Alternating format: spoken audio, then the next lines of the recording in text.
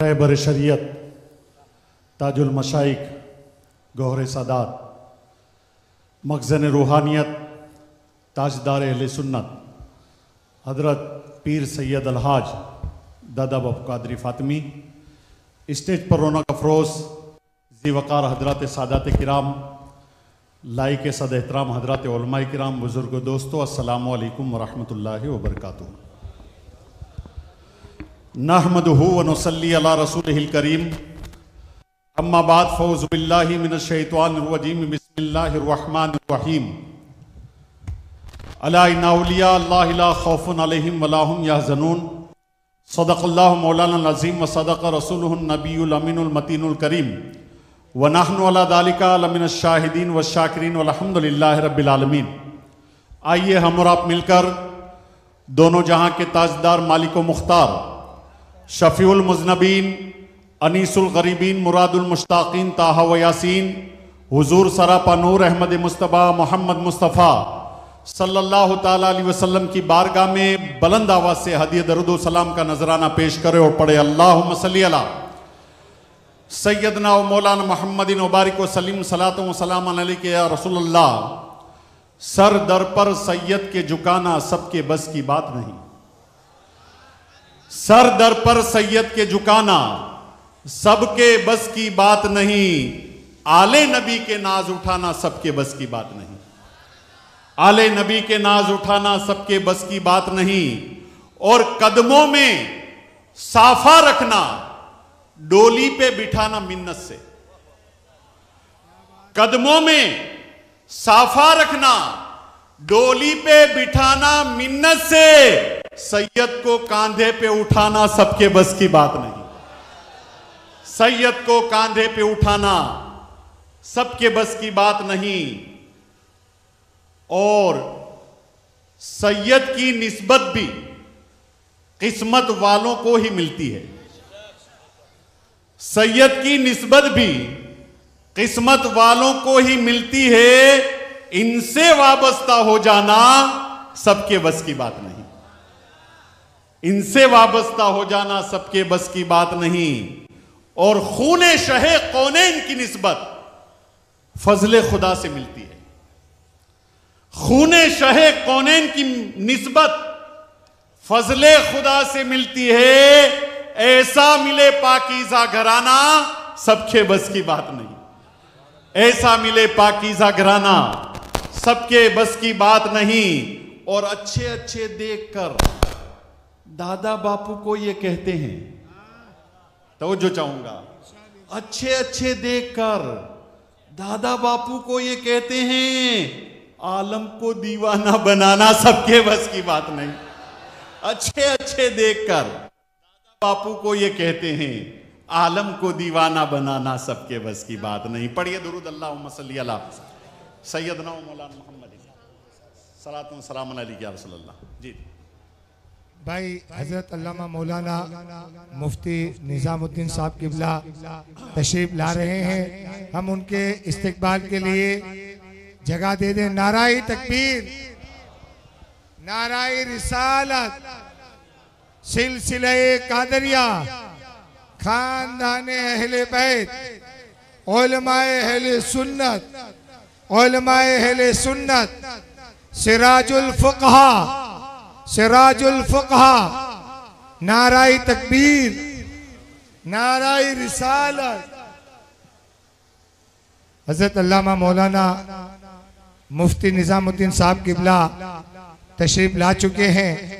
आप तमामी हजरात जो हैं उनके इस्तकबाल के लिए स्टेज पर, क्योंकि उस्ताजुल असातिज़ा हैं ये, और अल्हम्दुलिल्लाह अहले सुन्नत वल जमात की अमानत है ये। जी अब आप खड़े हैं, एक मिनट अब ए बशीर भाई तशरीफ रखिए।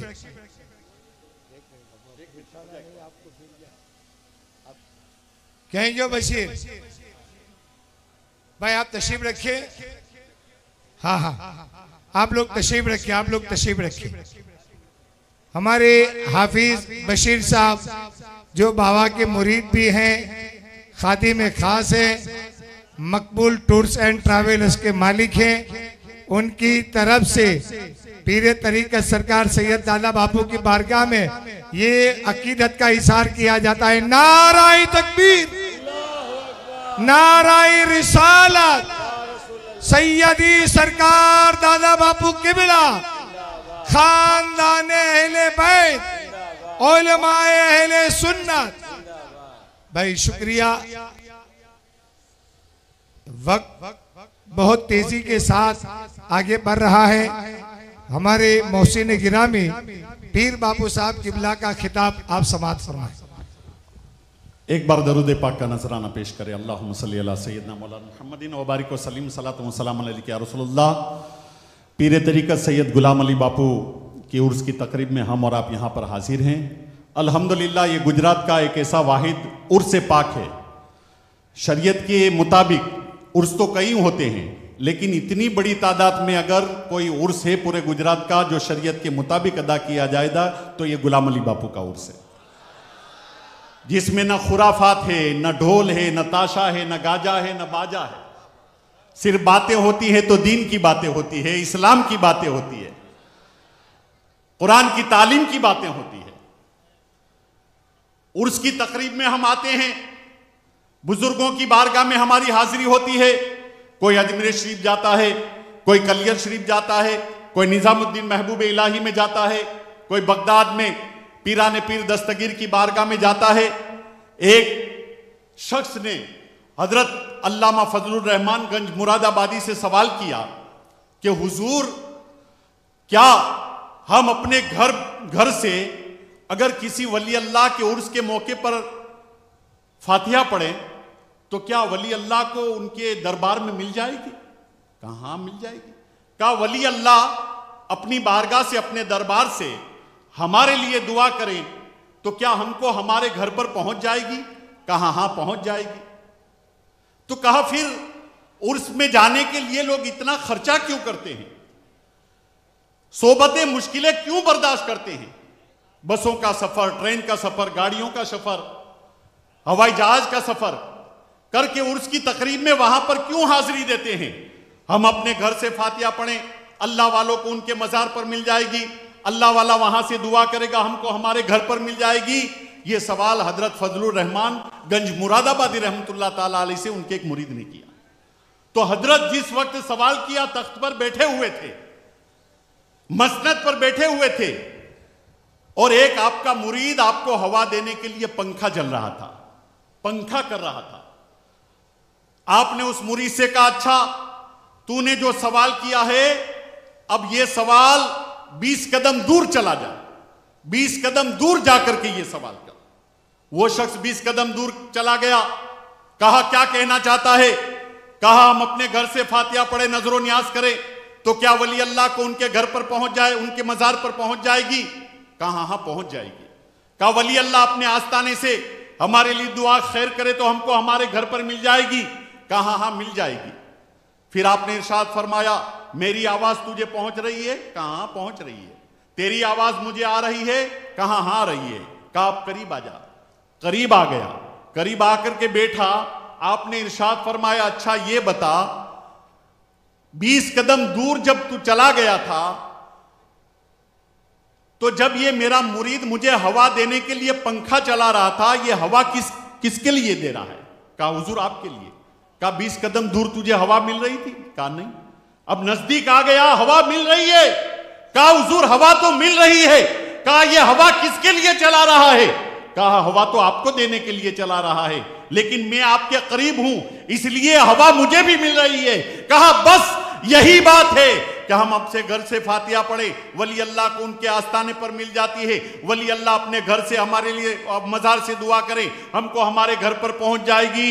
लेकिन उर्स के मौके पर अल्लाह वालों के वहां जो रहमत और नूर की बरसात होती है, इसलिए जो आस्ताने पर उर्स के मौके पर जाती है तो बारिश तो होती है उन यारों के लिए, लेकिन उनकी बारगाह में हाजिर होने वाले पर भी कुछ छींटे पड़ जाते हैं और हमारा बेड़ा पार हो जाता है। रहमत इलाही की बरसात होती तो उन यारों के लिए है, उन अल्लाह वालों के लिए है, लेकिन उनकी बारगाह में जो करीब हो जाता है तो उस बारिश के छींटे हमारे ऊपर वो पड़ जाते हैं और हमारा भी भला हो जाता है।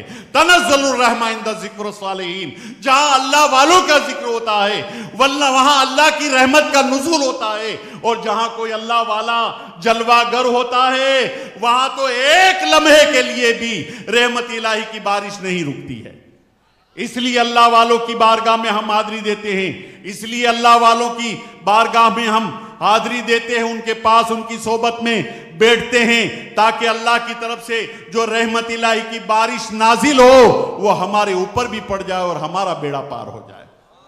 लिहाजा उर्स की तकरीब में हाजिर हैं मेरे दोस्तों, निगाह वली में वो तासीर देखी, बदलती हजारों की तकदीर देखी।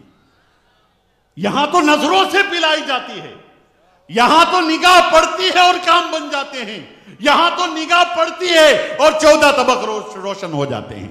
आने वाला वो चोर आया, नीयत तो उसकी चोरी की थी, नीयत तो दौलत दुनिया की थी, मगर जो अल्लाह वाले के वहां जाते हैं उन्हें तो फिर अल्लाह ही का पता मिलता है। अल्लाह वालों के वहां तो अल्लाह ही का पता मिलता है।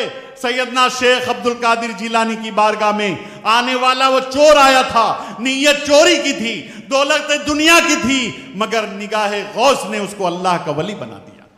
तो यहां निगाहों से पिलाई जाती है। इसीलिए मैं कहता हूं दोस्तों, बगैर पीर के सीने में रोशनी नहीं आ सकती, बगैर पीर के सीने में उजाला नहीं हो सकता।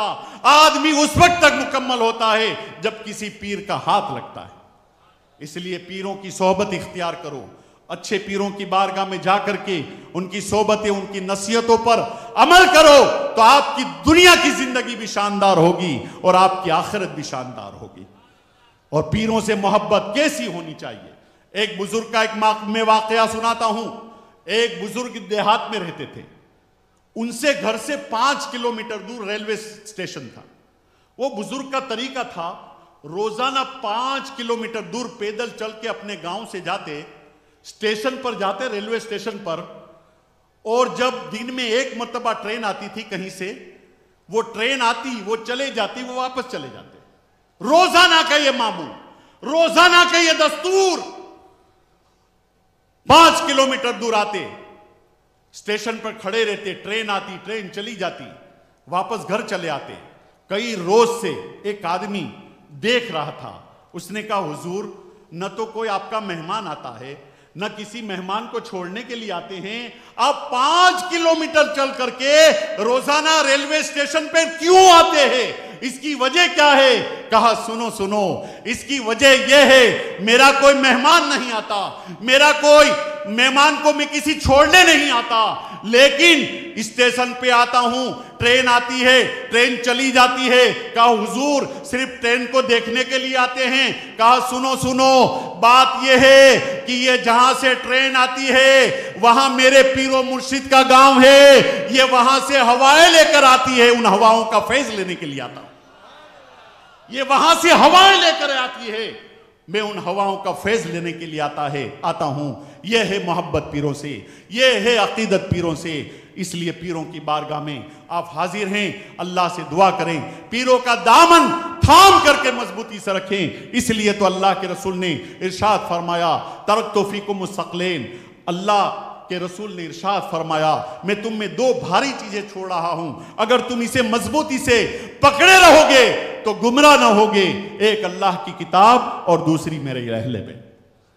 इसलिए किताबुल्लाह का भी दामन थामो, मदरसों में अपने बच्चों को भेजो, कुरान की तालीम दिलाओ, हाफिज कुरान बनाओ, कारी कुरान बनाओ, आलिम दीन बनाओ और अल्लाह वालों की सोहबत इख्तियार करो। लिहाजा इन दोनों चीज़ों को मजबूती से पकड़ लिया तो इंशाअल्लाह कभी भी गुमराह नहीं हो सकते, और आपकी कब्र की ज़िंदगी भी शानदार होगी और हश्र की भी ज़िंदगी शानदार होगी। व आखिरु दावाना अनिल हम्दुलिल्लाहि रब्बिल आलमीन।